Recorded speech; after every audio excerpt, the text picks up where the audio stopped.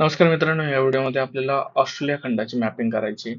आणि ही फाईल तुम्हाला टेलिग्राम चॅनलवरती दिली आहे, तर ती ओपन करायची आणि माझ्यासोबत नोट करत चालायचं किंवा नोट्स काढायच्या किंवा मग मॅप असेल तर त्याच्यामध्ये तुम्हाला ह्या गोष्टी नोट डाऊन करायच्या आहेत. तर ऑस्ट्रेलिया खंडाचा आपण एकदा ओव्हरऑल बघून घेऊ कसं कसं आहे. तर ऑस्ट्रेलिया खंड हा देश आहे आणि खंड सुद्धा आहे. त्याच्यानंतर याच्यामध्ये यांनी आपल्याकडे कसे राज्याचे पाडले, म्हणजे जवळपास 29 घटक राज्य आणि मग बाकीच्या काय ज्या युटी असतील त्या, तर याचे त्यांनी प्रांत पाडले. तर हे प्रांत बघा, हे प्रांत पाडले. तर प्रांताचं विभाजन आहे. तर प्रांत बघूयात. वेस्टर्न ऑस्ट्रेलिया, त्याच्यानंतर northern territory, southern Australia, Queensland, Victoria आणि न्यू साऊथ वेल्स असे यांनी याचे प्रांत पाडले. त्याच्यानंतर महत्वाची गोष्ट की जी याची ऑस्ट्रेलियाची राजधानी होती ती होती कॅनबेरा. ती याची आपलं न्यू साऊथ वेल्स या प्रांतामध्ये. आणि जे most of the Australian population आहे ती ह्या रिजन मध्ये राहतं. तुम्हाला जर दिसलं तर ते इकडे या डिझर्टिक रिजन मध्ये पॉप्युलेशन नाही ऑस्ट्रेलियाचं. देन ह्या रिजन मध्ये जर तुम्ही बघितलं ना, इथं कोरल सी म्हणून दिसतंय बघा, दिसतंय कोरल सी. तर जे तुम्ही ग्रेट बॅरियर रीफ म्हणतात ना, ते ह्या रिजन मध्ये आहे. आणि इथं म्हणजे शालो सी आहे, उथळ समुद्र आहे. आणि ती कंडिशन फुलफिल करतो ते, त्याच्यामुळे इथं ते कोरल रीफ बॅरियर आपल्याला दिसून येतं. किंबरले प्लॅटू हा खूप महत्वाचा आहे ऑस्ट्रेलिया खंडाच्या दृष्टीनं. इथं डायमंड, जे आपण म्हणतो हिऱ्याच्या खाणी, त्या बघायला भेटतात. पुढे सिम्सन डेझर्ट बघून घ्या. गिब्सन डेझर्ट आहे. पर्थ आहे, आपण तिथं क्रिकेटच्या मॅचेस होतात आपल्या. ग्रेट व्हिक्टोरिया डेझर्ट आहे ते. आणि मला सांगा असा कोणता खंड आहे जिथं त्याला कंटिनेंट ऑफ नो डिझर्ट म्हणतात, म्हणजे तिथं एक सुद्धा डिझर्ट नाही, वाळवंटच नाही. त्याचं उत्तर युरोप आहे.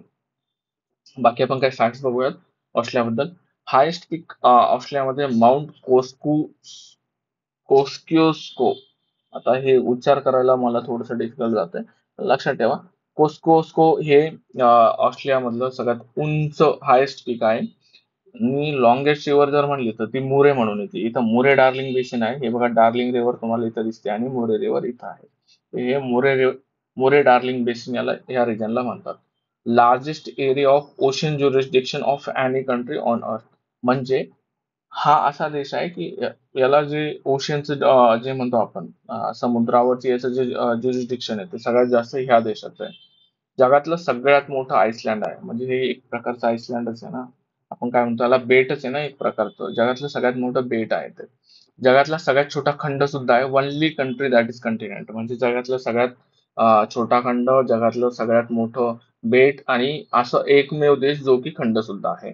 आणि याची राजधानी कॅनबेरा आहे. आणि सहावा सगळ्यात मोठा देश आहे तो.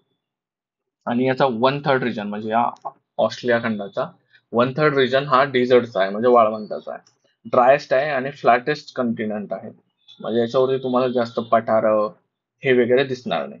पुढे कंटिनेंट विदाउट डिझर्ट मी युरोप सांगितलं. आणि बास्टेट बघा, बास्टेट टास्मानिया आणि ऑस्ट्रेलियाला कनेक्ट करतात. पुढे हे बघून घ्या. Map Oceania.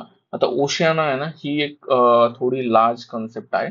हा झाला ऑस्ट्रेलिया खंड. आणि ओशियाना जर म्हणलं ना, तर हा पूर्ण रिजन ओशियानाचा येतो. तर फक्त कन्सेप्ट लक्षात घ्या, ऑस्ट्रेलिया वर्सेस ओशियाना.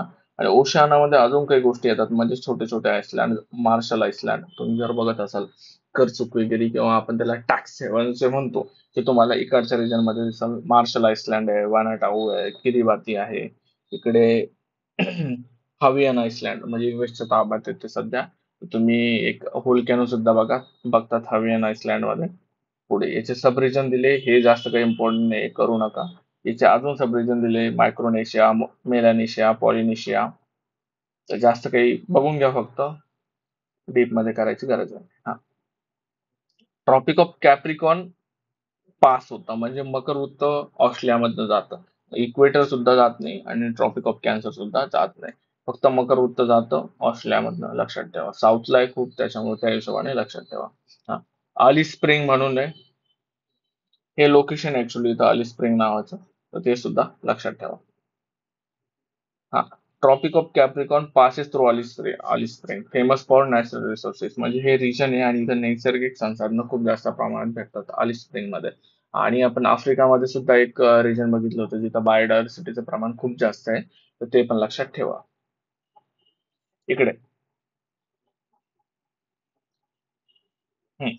इथं ग्रेट बॅरियर रीफचं जर लोकेशन विचारलं तर ते ऑस्ट्रेलियाच्या आहे ना ईशान्येस येतं, नॉर्थ ईस्ट साईडला येतं. कोरल सी सुद्धा आणि ग्रेट बॅरियर रीफ सुद्धा. इकडं केप यॉर्क पेनन्सुला आहे, त्याचं लोकेशन सुद्धा लक्षात घ्या. आणि गल्फ ऑफ कार्पेंटेरिया, आखात सुद्धा विचारताय राज्यसेवा मुख्याला, पूर्वला सुद्धा विचारण्याचे चान्सेस आहेत. तर त्या हिशोबाने लक्षात घ्या की आखात कार्पेंटरचा आखात कुठे आहे, तर ऑस्ट्रेलियाच्या नदन साईडला. केप यॉर्क पेनन्सुला, पेनन्सुला काय असतो, भारतीय पेनन्सुलाचे म्हणजे असा रिजन राहतो आणि त्याच्या तिन्ही साईडनी समुद्र असतो, त्याला पेनन्सुला आपण म्हणतो. पुढे टास्मानिया हा देश आहे जो की ऑस्ट्रेलियाच्या दक्षिणेस येतो आणि त्याची राजधानी होबार्ट म्हणून आहे. आणि तर टास्मानियन सी सुद्धा तुम्हाला बघायला भेटेल. Then, हा, हे कुलगाडी रिजन आहे ना, खूप न्यूज मध्ये असतं. ते कशासाठी, तर सोन्याच्या खाणी आहे. कुलगाडी कुठं म्हटलं तर ऑस्ट्रेलियामध्ये, लक्षात ठेवा. जास्त काही खूप डीप मध्ये करायचे काही नाही. हा, किंबरले प्लॅटो मी सुरुवातीला सांगितलं जिथे डायमंड माइन्स आहेत. आणि अजून काही महत्वाचे माइन्स जर बघायचं तर इलगार्म झालं, कालगुरली झालं आणि कुलगार्डे, कुलगार्डे पण आपण बघितलं. त्याच्यानंतर हा, ग्रेट ऑस्ट्रेलियन बाईट म्हणून जर बघायचं झालं ते सदर्न साईडला आहे, म्हणजे दक्षिणेस येतं ऑस्ट्रेलियाच्या. तर बाईट म्हणजे काय असतं ना, की थोडासा विस्तृत प्रदेश असतो. आपण आता मी पेनन्सुला तुम्हाला असा सांगितला, पेनन्सुलाच्या एक्झॅक्ट ऑपोजिट कन्सेप्ट आहे, म्हणजे की समुद्र त्या कंटिनेंटला असा तिन्ही बाजूंनी हे करतो, कव्हर करतो. पुढे माउंटेन रेंजेस याच्यामधला बघून घेऊ आता आपण, महत्वाच्या इकडं डार्लिंग रेंज आहे आणि डार्लिंग रिव्हर इकडे आहे. रिव्हर मोरे इकडे आपण बघितली. पुढे हॅमर्सले रेंज आहे, किंबरले प्लॅटो आहे, great sandy dessert, little sandy dessert, Gibson dessert, great Victoria dessert, Tanami dessert, McDonald range. बघा मॅकडोनल्ड रेंज याला मार्क करा. Great Australian basin, artisan basin याला मार्क करा. फ्लिंडर नावाची नदी आहे, तिला सुद्धा एकदा नोट करा प्रॉपरली. आणि हा, आफ्रिकेच्या पूर्व दिशेला इकडे ग्रेट डिवायडिंग रेंज दिसेल तुम्हाला, आणि याच्यामध्ये सर्वात उंच आपण पीक बघितला, माउंट कोस्किओस्को म्हणून. तर ते सुद्धा नोट करून घ्या. पुढे ऑस्ट्रेलियाचे दोन महत्वाचे डिझर्ट, त्याला 2G म्हणतो मी, ग्रेट सँडी डिझर्ट आणि ग्रेट व्हिक्टोरिया डिझर्ट. लक्षात ठेवा. स्टोनी डिझर्ट सुद्धा आहे तिथे. हे कोरल रीफ बद्दल आपण आता बोललो. कशी दिसते ती कोरल रीफ, तर बघून घ्या. हे बघा, हे असं दिसतात ग्रेट बॅरियर.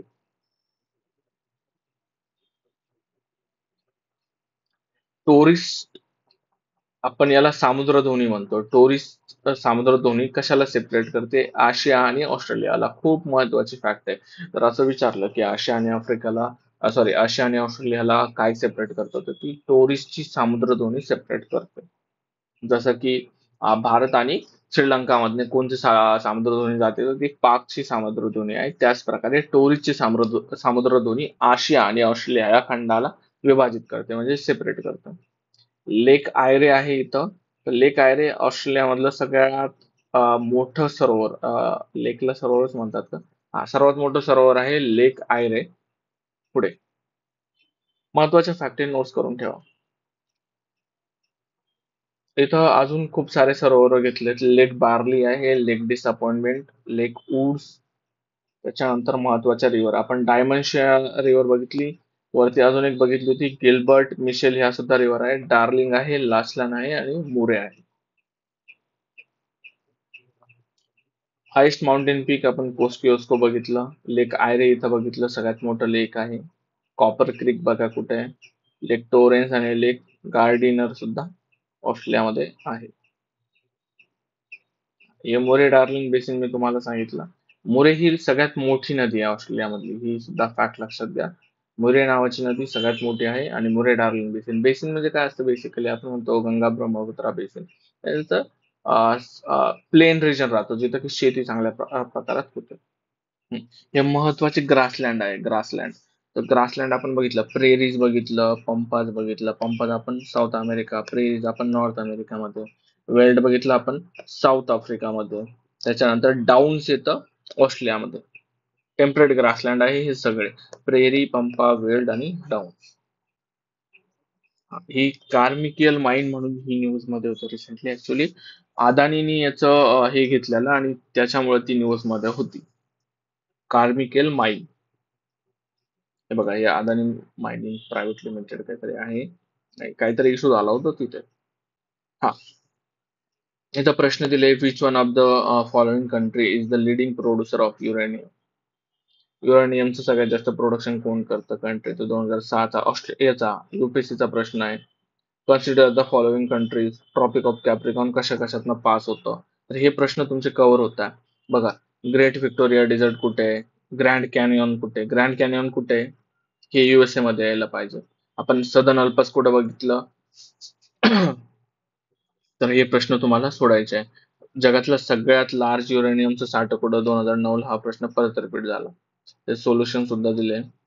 ऑस्ट्रेलियामध्ये वर्ल्डचे जगातले सगळ्यात जास्त युरेनियमचे साठे आहे, लक्षात ठेवा. ग्रेट व्हिक्टोरिया डिझर्ट ऑस्ट्रेलिया आहे, ग्रँड कॅन्यन युएसए ला आहे, लेक विनिपेग कॅनडामध्ये, जे आपण जेव्हा नॉर्थ अमेरिकेची हे करू मॅपिंग तेव्हा लक्षात घेऊ. सदर्न अल्पस न्यूझीलंडला आहे.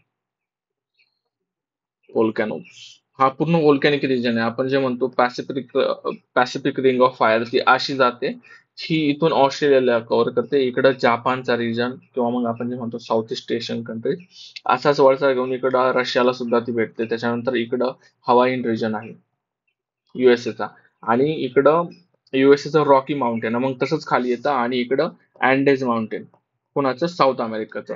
तर ही पॅसिफिक रिंग ऑफ फायर असं कव्हर करते. याला रिंग ऑफ फायर काय म्हणतात? तर पूर्ण व्हॉल्कॅनिक रिजन आहे, आणि जेव्हा तुम्ही वरून बघता ना, तर ती असं रिंग सारखं दिसतं.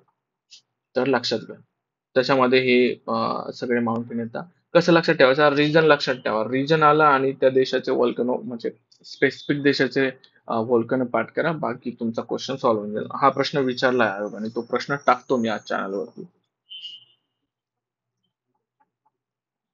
आणि चायनीज मिलिटरी बेस वगैरे सोलोमन आयसलँड हे नका करत बसू.